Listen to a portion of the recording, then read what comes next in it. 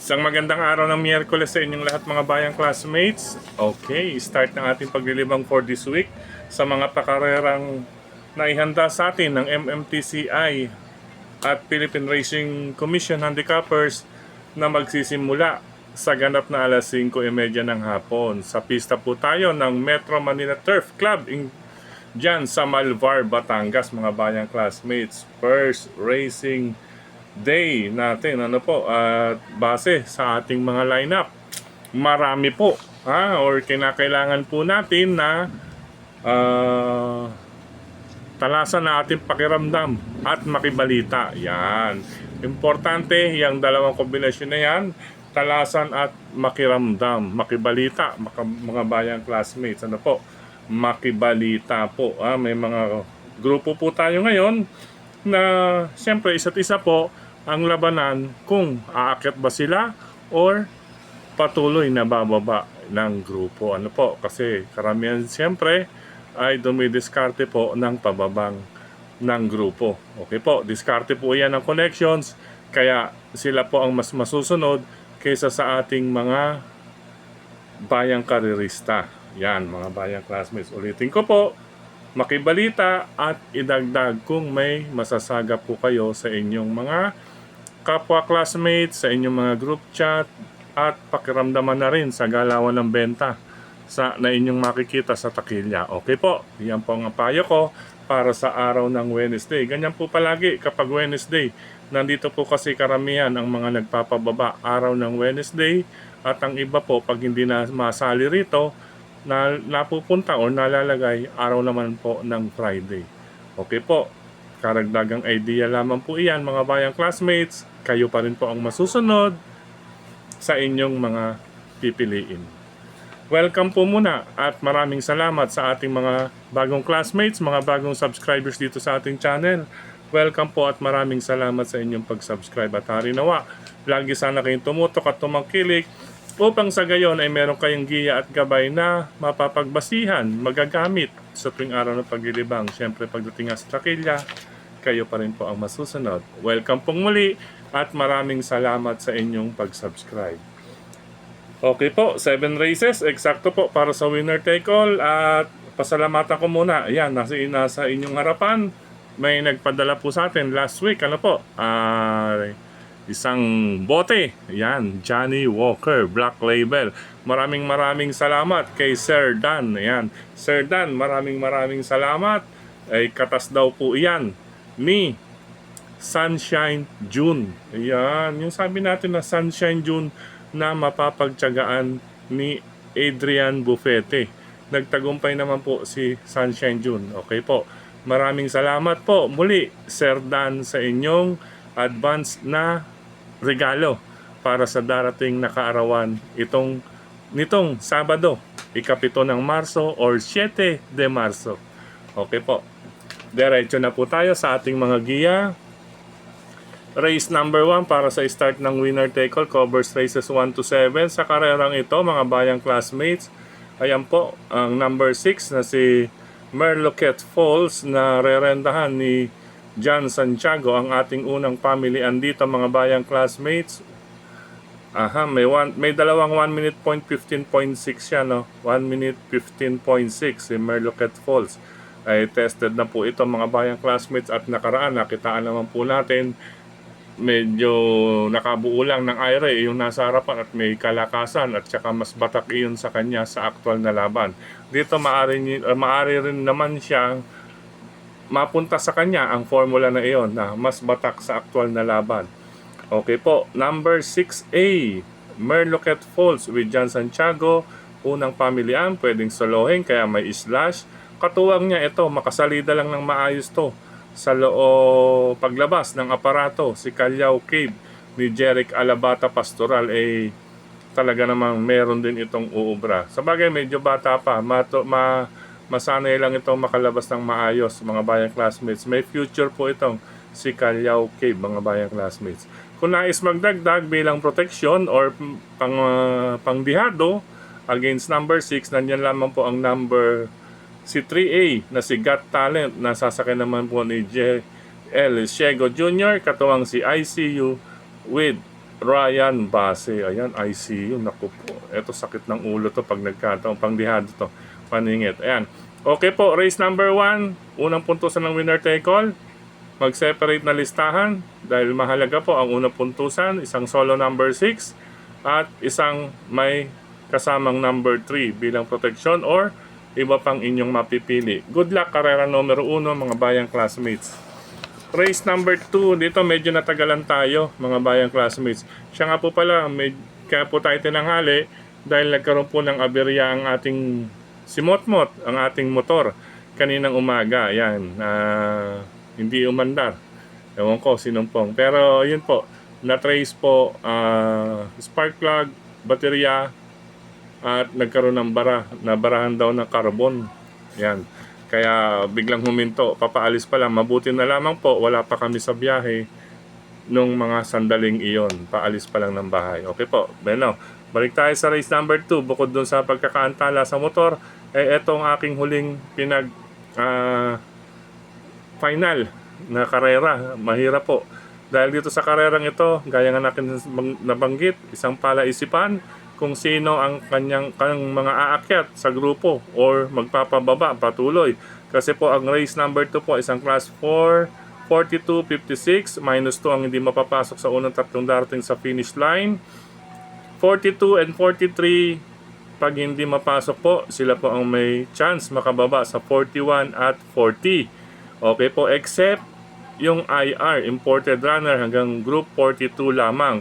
Sa karerang ito, isa lamang po ang group 42, ay isa lamang po ang imported runner. Ito pong number 5, imported runner.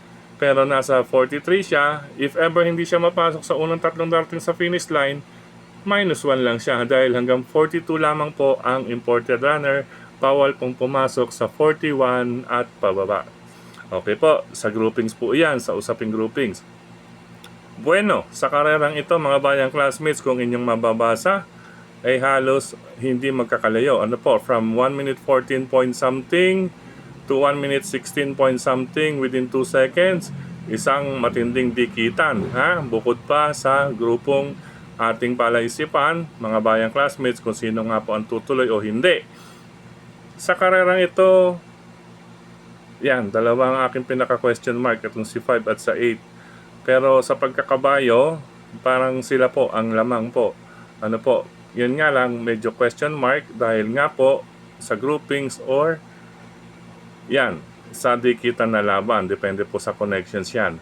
Kaya ang aking mga uunahin, ayan, naging 4 tayo. Pero wag po kayong mag-alala, kahit 4 po tayo rito or magigit pa, sigurado lang tayo makakapuntos. At sa mga ibang darating or kasunod na karera, 2 single na lamang po tayo mga bayang classmates. Okay po, dito lamang talaga sa race number 2 if ever. Okay, unang 2, number 6, couple Etnad at Luke Skywalker with Onald Maldonado at JC De La Cruz respectively. Inuna natin sila mga bayang classmates dahil sila po ang may magandang latest track record. Ano po, yung pinakahuling takbo nila, sila pong 2, galing pa sa panalo itong si Etnad. Kaya yan po ang dahilan kung bakit natin sila unang pamilian bilang kalahok numero 6. Ayan, binibigay ko lang po ang reason or reasons. Pangalawang pamilian, si Ichi Ranran. Bakit? Kasi po, tanging siya lang ang walang 1 minute 16 point something. Ayan, or pataas din. Ano po, nakikita ko, bukod dito sa isang question de la base, si Ichi Ranran, sasakyan naman po ni Dan Lazaro Camanyero, mga bayang classmates. Yan, pangalawang pamilian. Sinama ko na rin si 5 and 8, kahit palaisipan or question de la base, dahil ang dahilan naman sa pagkakabayo. Okay po, sa pagkakabayo naman po, si 5, Golden Opportunity with Jericho Garcia Serrano, at ang number 8 na si Karing Melody with John Alvin Guse. Siyempre, pag John Alvin Guse, lamang sa alam na natin to, dahil ang mga sakay nito talagang laging di-premyo. Ano po, kaya anyway, isinama ko pa rin sila. Okay po, yan po ang reasons kung bakit 6, 3, 5, 8. Pero gaya nga na kinabanggit, kung may nais idagdag, sige lang po dito sa karera numero 2 bukod sa 6, 3, 5, and 8. Good luck po mga bayang classmates. Pero makibalita po talaga ron sa race number 2 upang makatipid na rin kayo kung nais ninyong magtipid. Okay, race number 3 para sa Pick 5 event naman. Dito rin halos makibalita. Dagdag na lang kung may iba pa kayong pamilian bukod sa number 4 and 7. Ano po? Number 4, Friends Leather with John Pamboy Ponce. Mga bayang classmates, matagal natin inabangan to. Medyo gumaan po ang laban nito sa akin. Pag-aang dahil last 2 takbo nito ay inasahan na rin natin at naisama. Ngayon inuuna natin siya dahil talagang medyo sabihin na natin na bababaan na or medyo na nakapasok na talaga sa tamang grupo itong si French Leather. Pangalawang pamilya ko itong nagbabalik, si number 7, si 14 de Octubre. Nag-barrier trial siya nakaraan after mapahinga. Ano po, huling takbo niya 3 beses sa buwan ng ng November. Si 14 de Octubre ni GL Ciego Jr. Last October 2025, 3 takbo siya, may dalawa po siyang 1 minute 13.8. Kung titignan ninyo mga bayang classmates, ay lamang po ito, no? Kung tutuusin, lamang po ito, more than 1 second, mga bayang classmates, may higit 1 segundo. Ayan, halos 2 segundo na nga rito sa ika-4 na huling takbo ni French Leather. Ayan, kaya hindi po pwedeng mawalan ng kalahok numero 7 rito na si 14 de Octubre, mga bayang classmates. Okay po, yan po ang dahilan kung bakit 4 and 7 ang aking pamilian. Dito talagang nabababaan ako at sa number 7 naman may track records na maganda. Tingin ko napagod lang ito kasi nagsunod-sunod ito po September, October, November, then ngayon from 113.8 something na dalawa, 1 minute 13.8 na dalawa, naging 117. Siyempre medyo lumayo, kaya dinesisyon na ipahinga muna si Kabayo. Siyempre mahirap naman po mabugbog sa laban. Ano po, may buhay din yan. Ngayon nagbalik, barrier, siyempre ang 21 is alalay lang, trial lang naman yan. Kaya si 14 de Octubre ang aking pambulaga, ika nga po, na hindi dapat mawalan.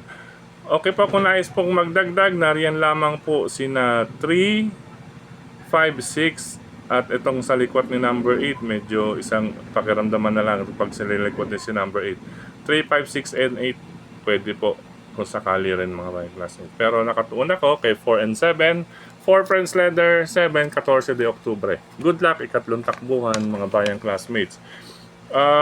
Kaya po tayo medyo nagdadagdag doon mga bayang classmates, talaga naman po, depende po kasi sa connections yun. Siyempre, naba-vibes naman natin or nararamdaman natin iyan, na kumbaga sabihin natin may pagkaalanganin na desisyon ng connections, ano po, either ilalaban or pabababain. Okay, since medyo marami tayo doon, dito naman sa race number 4, solo na lamang ako rito. Number 7, si Iron Edge, nasasakyan naman po ni O'Neil Cortez. Simple lamang po ang dahilan, ito po, may dalawa po siyang 1 Gs, 1 minute 10 point something. Sa ito po, Metaturf 1 minute 10.6. Ito naman po, Padre Garcia 110.8. Converted na po ito, ano po? Ito po is 110.8 papunta na dyan sa Metaturf, pero 109.8 po ito. May plus 1 po tayo dito mga bayang classmates. Sipin po ninyo yan. Ito naman po, kaya naging 15 kasi doon po siya napalaban sa Padre Garcia sa distansyang 1,650 meters. Mahigit 50 metros sa 1 milya. Ano po? Kaya 1 minute 15, malakas po yung laban. Tapos ayan po, nasundan na rin po siya since nasa Padre Garcia na siya, nanalo po. Nandun na rin siya naka-stable. Ngayon, naibalik dito. Tingnan natin kung maglalaro pa rin po sa 1 minute 10 point something or more or less nasa 111 ito mga bayang classmates. Dahil nakapagpanalo na rin yan sa Padre Garcia din ng 1 minute 11.2. 1 minute 11.2 tapos or 1 minute 10.2 doon. No, 1 minute 11.2. Ang laki ng improvement nitong si Iron Edge mga bayang classmates. Kaya solo na lamang po ako dito. Race number 4, number 7, Iron Edge with O'Neil Cortez. Good luck po. Ayan. Since marami tayo sa race 2 and 3, kung sakali man, may mga solo po tayong dalawa. Ano po? Okay, dito sa race number 5. Ayan, mga bayang classmates, halos magkakadikitan din dito ang Frebahan. Ano po, mga track records nila, naglalaro sa 1 minute 15 to 1:17 point something. Ayan, mga bayang classmates. Pakiramdaman din po ninyo. Pakiramdam ko rito kasi may mga nagpapababa, mga bayang classmates. Ngayon po, siyempre, kung sino ang isalikwat, yun po ang talagang may tsansa. Dependihan din po ito, race number 5. Kaya ayan, palaisipan kung sino ilalabas or palaban, kaya makibalita at magdagdag. Not literally dagdag doon sa ating ano po. Dagdag kung meron po kayong sariling mabalitaan at kursonada. Bukod sa number 6 and 3 na aking dalawang pamilian, King Hans with O'Neil Cortez. Pwede palang unil-unil to. Ano po, baka maulit niya yung last Saturday. Pompiang Hinete. Pangalawang pamilihan ko, Perfect Blue with Patty Dilemma. Itong si Perfect Blue, mga bayang classmates, marami na pong umaasa dyan sa kabayong iyan. Huling dalawang takbo niyan, inasahan na po iyan, mga bayang classmates, or huling tatlo. Kasi po, ay meron po siyang dalawang 1 minute 15.6 din sa katawan, mga bayang classmates. Kaya po, isa't isa pa rin, once na mabigyan na to ng go signal, ay talaga naman pong tuloy-tuloy na tong si Perfect Blue rito. Yan, 6 and 3. Pero ang gaya nga na kinabanggit, parang pakiramdam ko may mga bibigla or magtatago rin dito. Ibig sabihin na magtatago, pababa ng grupo, ano po, or pabawas. Kasi -1 lang ng -1 kasi rito, mga bayang classmates, pagdating sa 41 to 17. Pag hindi mapasok sa unang tatlo is -1 lang, napakabagal po, ano po. Lalo na kung hindi sila weekly tumakbo, sa isang buwan, dalawang grupo lamang po ang ibabawas. And anyway, medyo makibalita lamang po dito sa race number 5 bukod sa 6 and 3. Pero sa 6 and 3 na yan, sa pagkakabayo po napili sa galawan, mga bayang classmates, nasa connections pa rin po ang decision. Race number 5, pakiramdaman po at makibalita. Good luck po. Okay, race number 6. Ito, medyo safe tayo dito sa race number 6.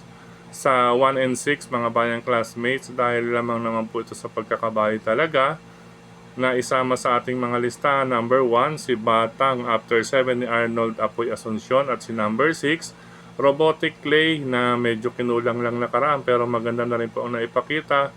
Ayan, pumantay po. Halos pantay sila sa last track record sila at 1 minute 14 sarado.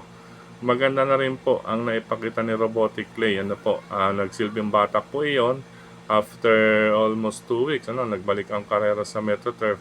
Batak po ito with Jeff Bakaykay. Tingin ko ito ang 2-horse race. 1, Batang After 7, 6, Robotic Clay. Good luck po, ika-6 na karera. Last and final race, mga bayang classmates, for this day, araw ng Wednesday, ika-4 na araw sa buwan ng Marso. Ito, mga bayang classmates, habang ginagawa ko ito, hindi pera biro lang, medyo parang nabasa lang natin, ano po, na sige, solohin mo na yan. Parang vibes, ika nga, ayan. Actually, hindi naman talaga solo na patok, kagaya nung race number 1 at saka si Iron Edge, mga bayang classmates, ano po, parang vibes for the day lang to. Kaya ang aking payo, since paratingan, magdagdag po. Dagdagan paratingan. Dagdagan pa rin po. Kung nais po ninyo sa loan, separate na listahan. Pero ito ay vibes for the day. Para bang solohin mo na yan. Parang dumating sa ganun ng puntong habang nagtatara tayo nito. Ayan po. Number 4 po, si More Than a Mule with Patarguse, mga bayang classmates. Simple lamang po ang dahilan sa kanilang mga track records na naglaro sa 1 minute 13 point something. Ito si More Than a Mule, talaga namang naisabak sa mas malalakas na laban. May 1 minute 13.4 na ito mula sa 1 minute 13.8 last December December 20. Yan, December 20, 12-20. December 20, 13.8, 13.4, nag-improve. Ito, malalakas talaga po na labanan. But before that, but before that, yung kanyang barrier trial, kasi imported runner ito, nag-barrier trial siya is 1 minute 12.8. Kung maghahanap ka ng katumbas na 12.8 nito, ay wala po, dahil nasa 13 point something. Ngayon, iyan po ang best reason kung bakit naging vibes for the day na sabing, kumbaga may nagdikta. Dikta ng pakiramdam. Ano po? Dikta or pulso ng pakiramdam. Number 4, mule, more than a mule with Patar Guse. Yan, nagdagdag na lamang po mga bayang classmates dito sa race number 7 paratingan. Hindi po patok para sa akin, hindi po patok, pero gaya nga na aking vibes for the day na siningil lang na ibigay, pero gayan, dagdag paratingan, dagdag lang sa paratingan. Good luck mga bayang classmates. 11:25 na po at naririnig natin ang ingay sa katabing eskwelahan, maglalabasan na po at malapit ng mag-12.